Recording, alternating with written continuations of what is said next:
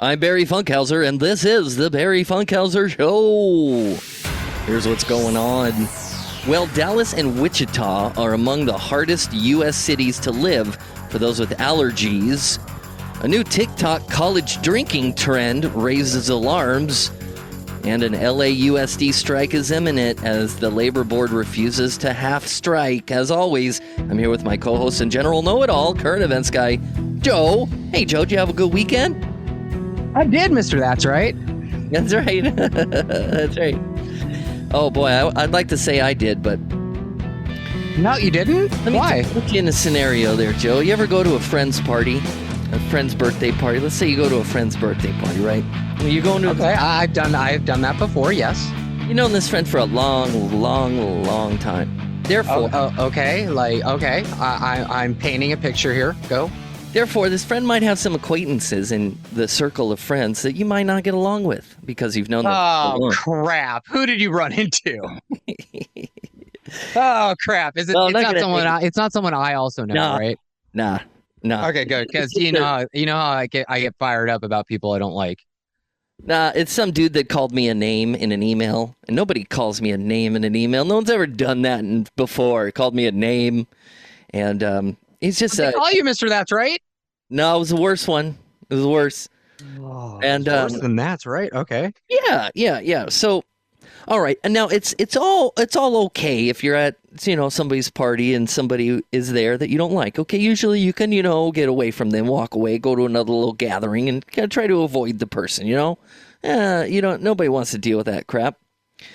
Well, when I got to this party, it's a good friend of mine, so I showed up first. Early. Well, not early, but, right when it started. Party etiquette. And who's walking in at the exact same time? This guy at the exact same time. And there's not enough people there for me to avoid this guy. You set yourself up for failure. Oh, This is the last time you're going to go to a party early, I bet. Man, and I knew it was going to happen, too. I was like, I bet you there's going to be somebody there. There's going to be somebody there. And then there was somebody there, and they showed up first, and there was like 4 people there. And I was like, oh, God, this is just awkward. Yikes. Did you guys talk it out? No, I think the guy's got special needs, man. Something's wrong with him. It makes me feel even worse. Oh...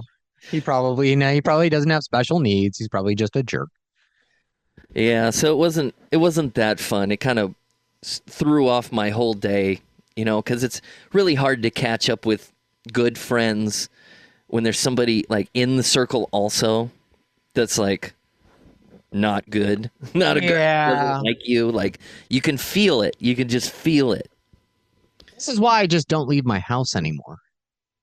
I never do either, but it's a birthday party, man. What are you going to say?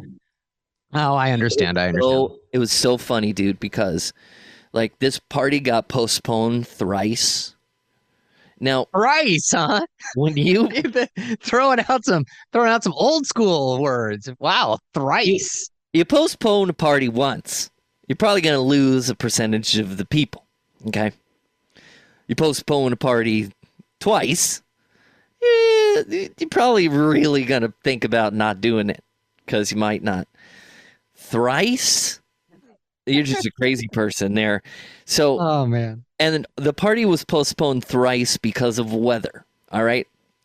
And it was over like 2 months of time. Bad luck all around.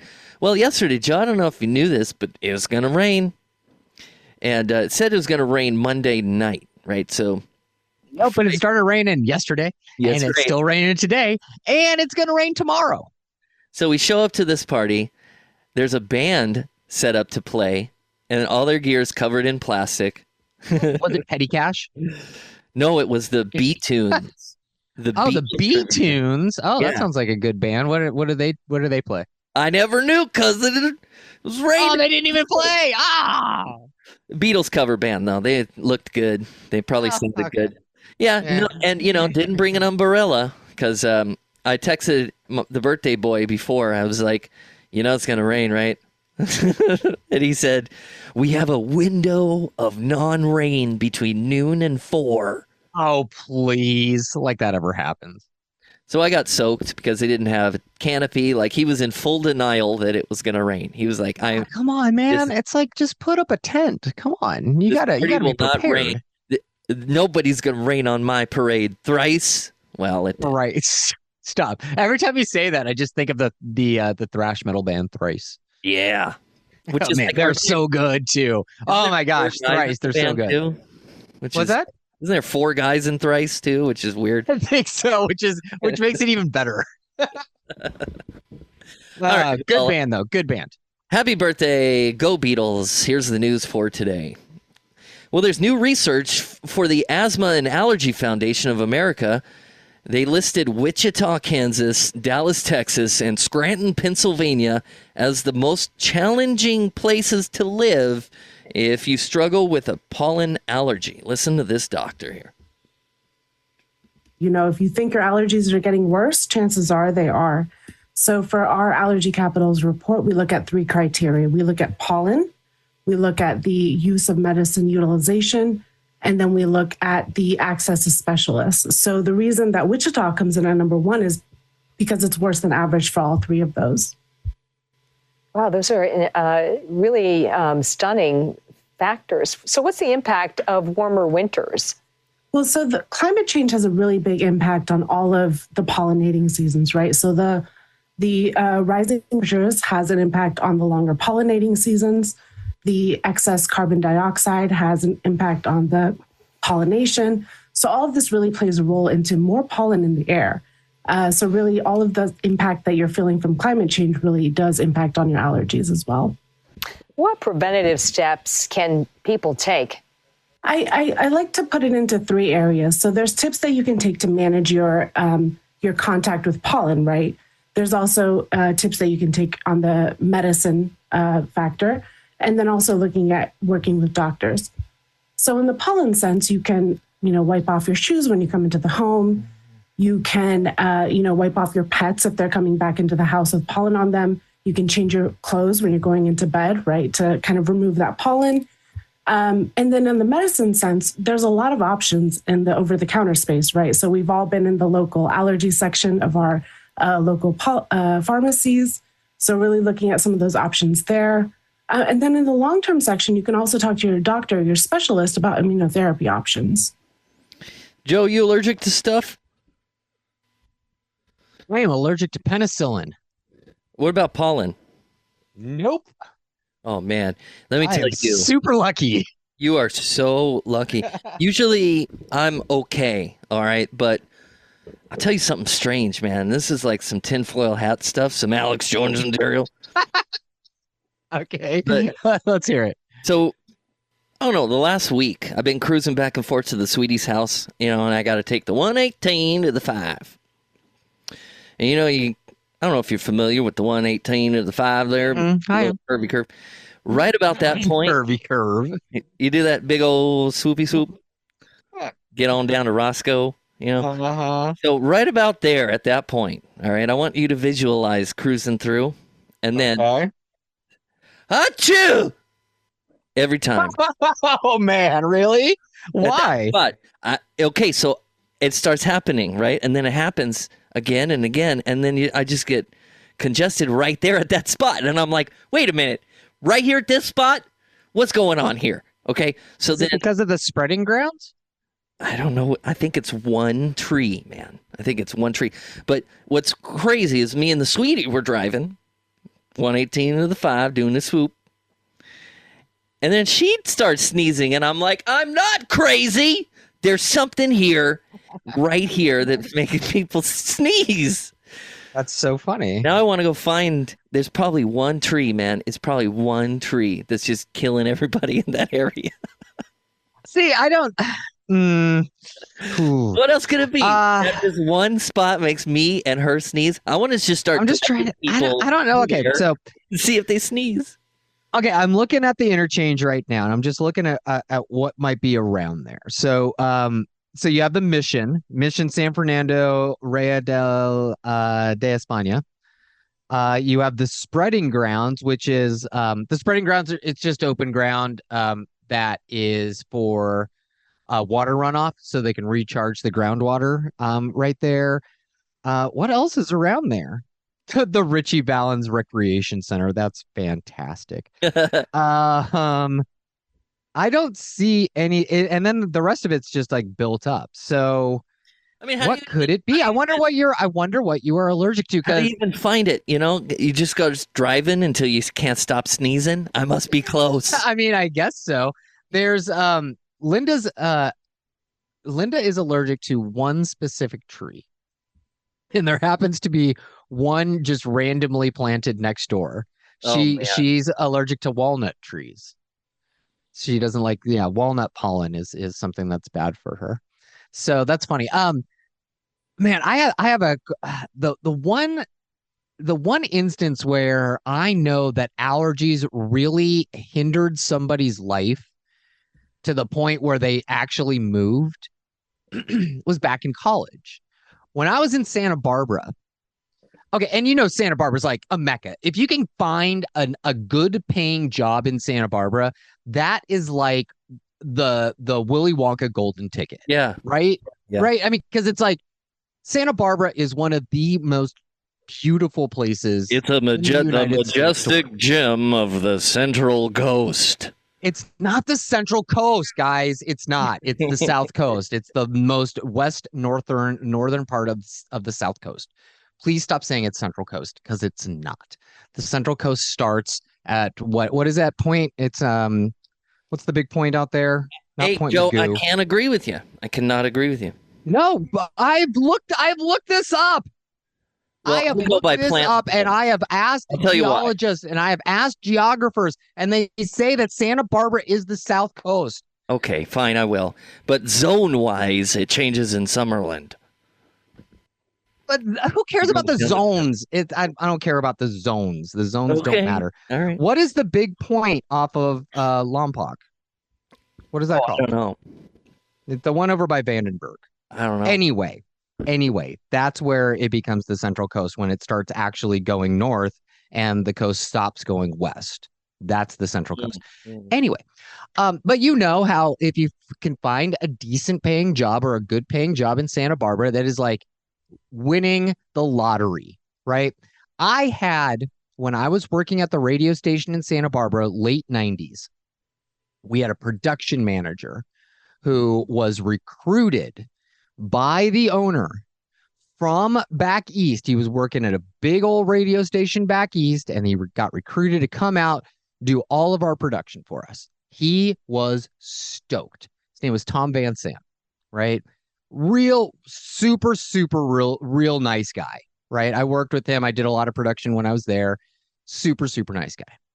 Moved out. He was stoked. He seriously thought he won the lottery. He seriously thought he was moving from Connecticut to Santa Barbara, California. And don't get me wrong, Connecticut's not like a slouch. It's nice there. But, they have seasons and stuff. And Santa Barbara, it's on the water. It's gorgeous all year round. He was stoked. His wife, though, hated literally every second. She was the most miserable human being I think I have ever met in my entire life. And it was all because of allergies. She blamed all of her miserableness and being miserable all the time on her allergies, to the point where she berated this poor man for 3 or 4 years that he was living in his dream vacation spot, working at a great job with a great bunch of people, to the point where they had to move back to Connecticut because she just wouldn't stop. So I don't know. I don't have all the story. I'm just looking at the outside in. But Santa Barbara was so bad with her allergies that they had to move back, destroying his lifelong dream. I feel really, really bad for the guy. So if that was the case, this woman would take one step into Wichita and probably fall flat dead on her face. Yeah, man, that's a bummer, dude. Can you imagine? There was a lot of jobs in other states that I was seriously considering, but what really stopped me was that kind of stuff, like the humidity problem. Like, call me a wuss, but if you're from a certain area of the world and then you pack up and ship town, your body might not be able to deal with it, you know? I feel you. You know, I absolutely feel you. It's one of the reasons why I didn't more fully investigate like the radio career early in my life. You know, because I started in Santa Barbara and then I jumped from radio and I came down here and I worked at Star for a little bit in promotions. And then I started working at MCA Records and Drive Through Records and you know, college radio. Then Napster came along. Blah blah blah blah blah blah. Anyway, one of the reasons why I didn't just like, I want, you know, I did really want to pursue a career in radio, but I could not wrap my head around like, okay, well, you got to spend a year in like, you know, small town Idaho. And then, you know, from there, you know, maybe you can jump, you know, to like Milwaukee. And then from there, up and down the dial, buddy. Exactly. And it's like, I am not that type of person. I like to be adventurous and I like to travel, but man, I am such a Southern California homer that it would take a lot to get me to actually move away from Southern California. I love it here. So, and I couldn't imagine. I can't even imagine now living in a place where it snows for like 3 or 4 months out of the year. Like I can't. I love going outside and running in the middle of the winter. It's great. So anyway, bad for those allergy people. Sorry, Dallas. Sorry, Wichita. Sorry, other places. Scranton, Pennsylvania. I mean, Scranton, Pennsylvania. Who wants to live there anyway? But you know Michael Scott wants to live there. That's who. Yeah, there's a good fall. If you want to see what a real fall looks like, I bet you they have one there. Oh, I'm sure. But Joe Biden can tell you all about it growing up in Scranton. Oh yeah, man. When I was a kid, man, my dad used to tell me, here's what my dad used to say: no inflation. All right, more news. More news on the Barry Funkhauser Show. Colleges across the United States are warning of a new drinking trend called borg. Oh, and I know what borg stands for. Can I say it before the? I just want to make sure that I'm right. You've heard of this? Yeah, tell us. Yes, borg. Borg it stands for blackout rage gallon. Borg. Okay. So and our friend Chase would really like it because borg is a species in Star Trek. Oh, okay. Well, I'm sure it's not connected. It's totally connected. It's absolutely 100% connected. All right, go ahead. We shouldn't be laughing about this because this is a problem, man. Here's more on how school officials at the University of Massachusetts Amherst blame the Gen Z drink of choice for at least 28 ambulance transports at one recent student event. Listen. Colleges putting out alerts about the latest TikTok trend to make a splash on campuses. The wave of excess drinking concerning officials. Blackout rage gallons, or borgs, are a punch-like mixture of vodka, water, flavored electrolytes, and caffeine, enough to fill a gallon jug, all reserved for one person, and topped off with a punny label. I'm borging him, Alice. Queen Elizabeth. Some claiming the electrolytes and water help curb hangovers, but experts warn borging is still binge drinking. However you slice it, drinking 8 to 16 shots of alcohol in a short period of time is still drinking 8 to 16 shots of alcohol, whether it's straight from the bottle or whether it's in your own gallon jug with a funny name on it. Just last week, 28 ambulances were called at UMass Amherst for the annual student-run Blarney Blowout. I'd say that was definitely the drink of choice for the event. Eamon El-Fakir, a senior at UMass Amherst, vlogged this year's event. I just got there and I just see all these gallons with like these weird puns. Everybody was shoulder to shoulder. It's like literally the size of a football field. I saw a lot of kids who were very drunk. The university in town blaming the controversial drink for the rampant hospitalizations. School officials saying it was the first time the university had observed notable use of borgs, and they'll consider steps to improve alcohol education and intervention and communicate with students and families. The drink becoming so popular, Boston University even warning its students about the risks ahead of St. Patrick's Day, asking students to consider safer alternatives like using less alcohol and skipping the caffeine. If you don't want to drink, You don't have to. You don't have to put any alcohol in your Borg, and nobody would know the difference. Erin Monroe is a preventionist with more than 10 years experience working in schools and on college campuses. What we're trying to do is really to empower these young people to make healthier decisions. And officials are pleading with students and parents to understand nothing about a Borg, they say, makes it safe. Not the water, not the electrolytes, because again, a lot of these recipes online call for up to 17 shots. That's roughly a fifth of hard alcohol, the effects of which are often masked by the caffeine until the person gets dangerously drunk. You know, when a school sends out a letter, and that letter's like, watch out for this dangerous thing that you may not have heard of ever. I mean, doesn't that teach you what this dangerous thing is? It's like, if I had never heard of a Borg, and I'm just... I've never heard that. That sounds like a great idea. I'm totally going to do that. Why are they so afraid of a Borg? I must try this. You know, it's just adverse. What is that called? Just, effect? Yeah, I don't have the Streisand effect. Yeah, it's this, you know, you've heard of the Streisand effect, right? Yep. Yeah, it's like, don't talk about me, and everybody talks about you. Exactly. This is not new. People have been binge drinking in these states forever. You know how you stop this? You stop making alcohol this like taboo thing that underage people aren't supposed to do. And you got to uncool it. That's what you got to do.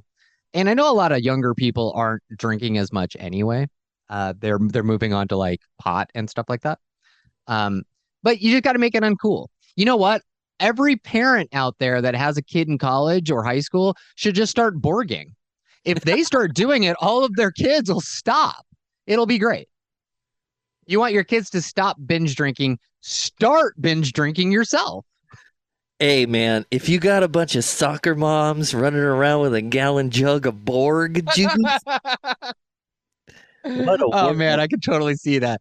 Like all the soccer moms just like swigging their Borgs, just like they do with the jugs of we're not moonshine. that far. We're not like throw it over the hook. You know, we're not that far off with all these girls with their 10 gallons of water running around with. I know. Oh well, water's better for you. But anyway, I know it's not supposed to be funny, but it's pretty funny. I mean, come on. Back in the day, in Isla Vista, you know what we did is because we were all 90s kids and everyone ran around with wallet chains. we would have plastic mugs and we would just, throw them on our wallet chain and walk around with them. We were like Jonathan Majors before Jonathan Majors. We were all carrying around our little cup, one utility chain. What? Yeah, it's serious. No, seriously, because one, you always needed a cup when you went to a party because you never knew if they were going to run out of red Solo cups or not. And so if you had a cup on your wallet chain, boom, you're done. You're good. So what do you use, a hole punch or fashion yourself a little hole through the top of the cup and then strap? No. It's we were carrying around mugs, like plastic mugs with handles. Oh, with the and so you would just like throw yeah, exactly. So I had the greatest one. Oh man, I miss it. I can't remember where I lost it, but I loved my cup. It was a pink A&W root beer float cup. And oh man, it was fantastic. It was a great conversation starter at every single party I went to. But yeah, that's what we did. Every generation has their binge drinking method. Ours was just rolling around with a cup and getting plastered off everybody else's kegs. These guys rolling around with their own drinks, which is probably, honestly, I know that there's a lot of alcohol in there, but if you're rolling around with your own gallon that you never ever put down, you're not going to get roofied either. There's some wisdom in here in this binge drinking. The Borg is a smart idea. The Borg is a smart idea. I like that the lady said, you don't have to put alcohol in it. You can put other things. Nobody has. Oh, please. What college student's going to be like, oh, man, peer pressure. I'm not going to put any alcohol in mine. There's going to be one out of every 1,000. That's funny. That'd be me. That'd be you. Yeah, I don't drink. I can't drink that much anymore. Pink lemonade Snapple. That's what this is in here. Ooh, look at you go.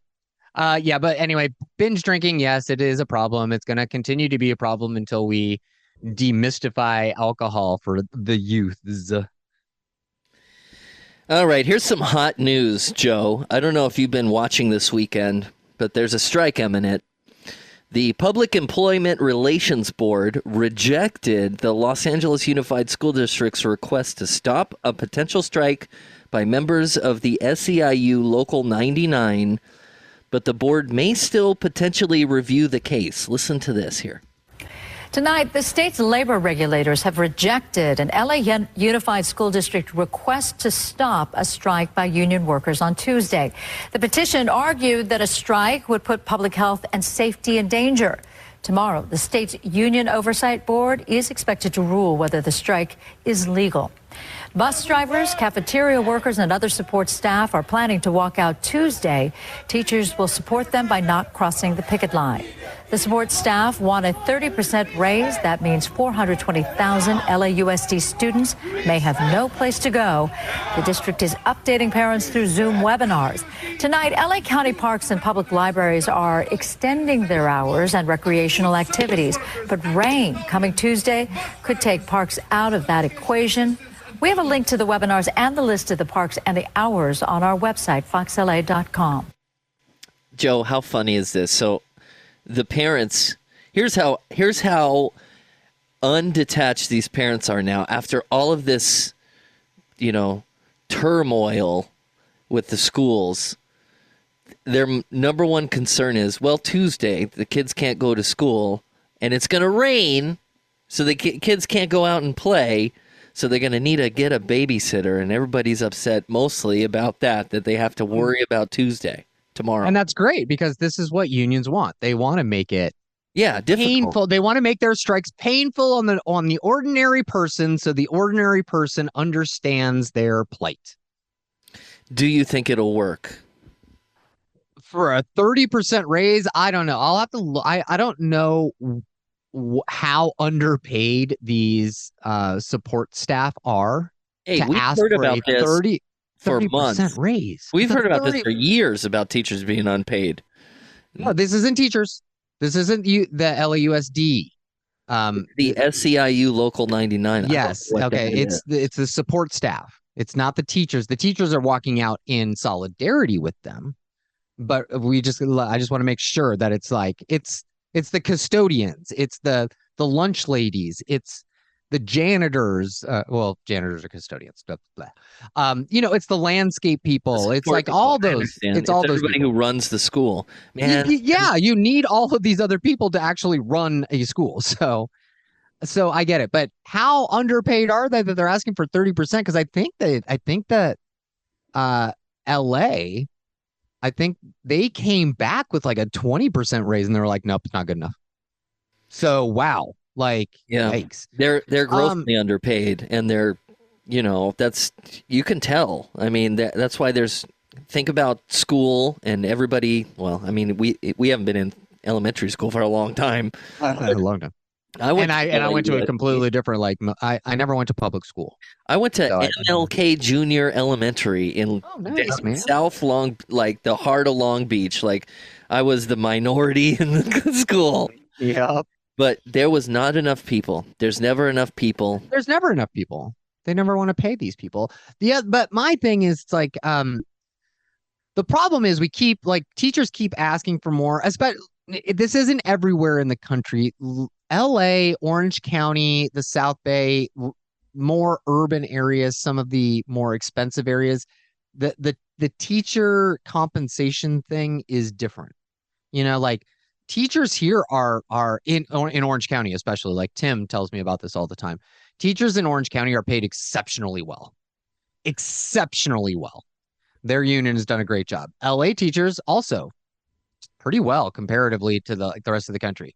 We talk about, you go to red states or you go to smaller communities, rural communities, and you're hearing about teachers making $25,000 a year after having 10 years experience, stuff like that. No, that's not how it works in LA. I think starting in the Los Angeles school district, it's in the 50s or 60s. Starting 20 years ago, Tim was making $60,000 to start. Now he's got a master's. He's making six figures. So they are paid really, really well. The support staff is a totally different thing. I don't know what happened with them. I know that COVID really is doing a job on both like the support staff and the teachers. But man, asking for 30%, that's a lot. Yeah, well, the train guys got like 1/10 of what they asked for, didn't they? So yeah, they didn't get that much. Well, didn't the government had to step in to stop that one. It was too important for the health of the overall economy. They won't do that for this. Yeah, that's for sure. But it's funny because it's like, they're doing it for 3 days. They're doing it Tuesday to Thursday because they want to make it like as impactful as possible. It's going to rain Tuesday and Wednesday. It's going to parents are going to be pissed. And then it's like they have to show up on Monday and Friday, still. No, and then I think next week starts spring break. These kids are sitting there playing online chess now. So I don't think that it's a big deal. I think they're going to go home and play chess. I don't think we're going to have to worry about who's playing online chess. They're playing. That's in another story. We'll talk. They're playing. There's a new thing, man, where teachers are reprimanding students for playing chess instead of paying attention. Interesting. Yeah. Anyway, I don't know. My thing is I just want to see more. I don't know. There's got to be some accountability with test scores, but it really comes down to the parents. The parents of the kids don't really care that much anymore. I got my ass beat if I didn't get good grades, and parents these days, I just don't think really care.